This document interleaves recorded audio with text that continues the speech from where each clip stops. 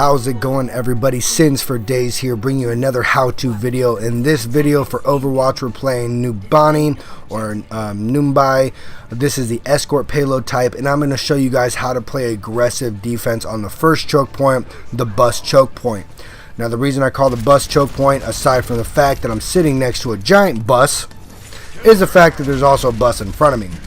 So, playing aggressive defense is very important in terms of competitive play because it allows you to burn off the clock, it allows you to set up a position, and it allows you to also fall back if you do it right.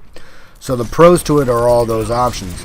The cons, unfortunately, are if you get too aggressive or you don't know when to fall back, you run the danger of being squad wiped, and that actually sets you up worse for when the offense decides to push on the payload.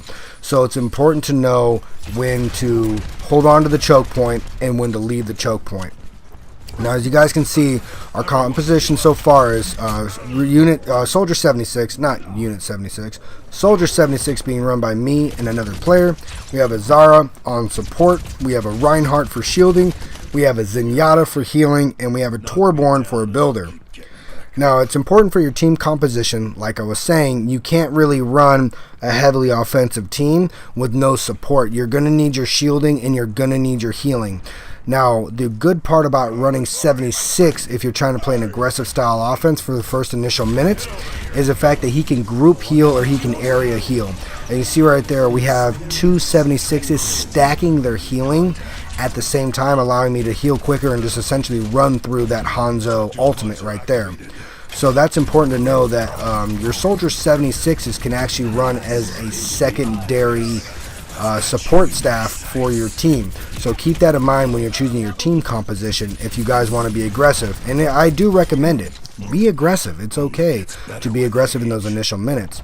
The cool part about Overwatch and their competitive system and their public system is you can change characters at any time.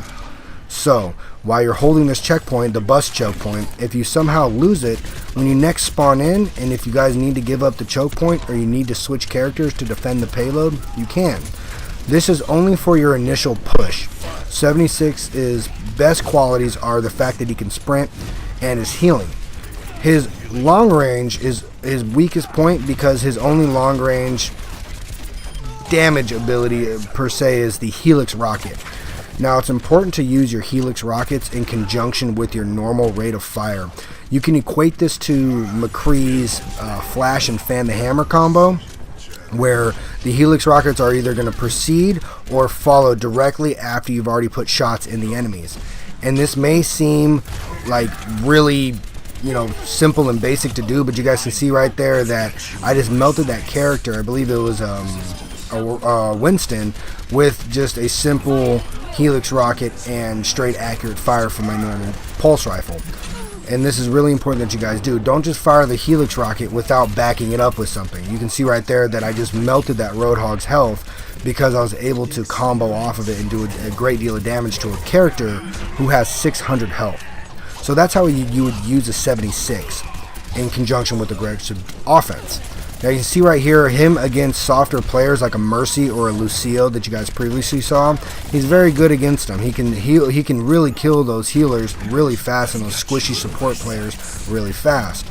What we do right here is we get a tad bit too aggressive, we lose control of the spawn points, and I actually end up getting outmaneuvered by a Tracer.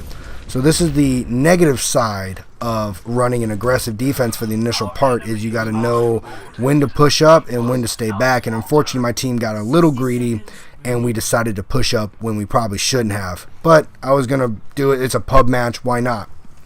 So Numbani is one of the maps that has a few different choke points. You have, of course, the bus choke that you have the initial fights.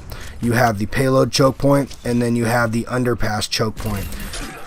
These are all three choke points that you can coordinate with your team to get better at controlling and when to leave, how to set up, and which characters are actually more beneficial on each choke points. I like 76s on this choke point because it has a long range of sight. You can see almost all the way into their spawn. A Widowmaker and a McCree are also great on the bus choke point because of the long sight lines and their ability to have accurate fire. Fair is okay for spamming the alleys on each side of the bus, but she's kind of slow and it doesn't work out as well as a 76 or a Widowmaker and McCree combo. So hopefully you guys enjoyed this video. I love making them for you. I want to welcome my new subscribers. If you guys do like the video, hit that subscribe button, hit the like button, share the video. Hopefully you guys will have more to come from me on my how-to videos to play Overwatch. I'm Sins for Days and I'm out.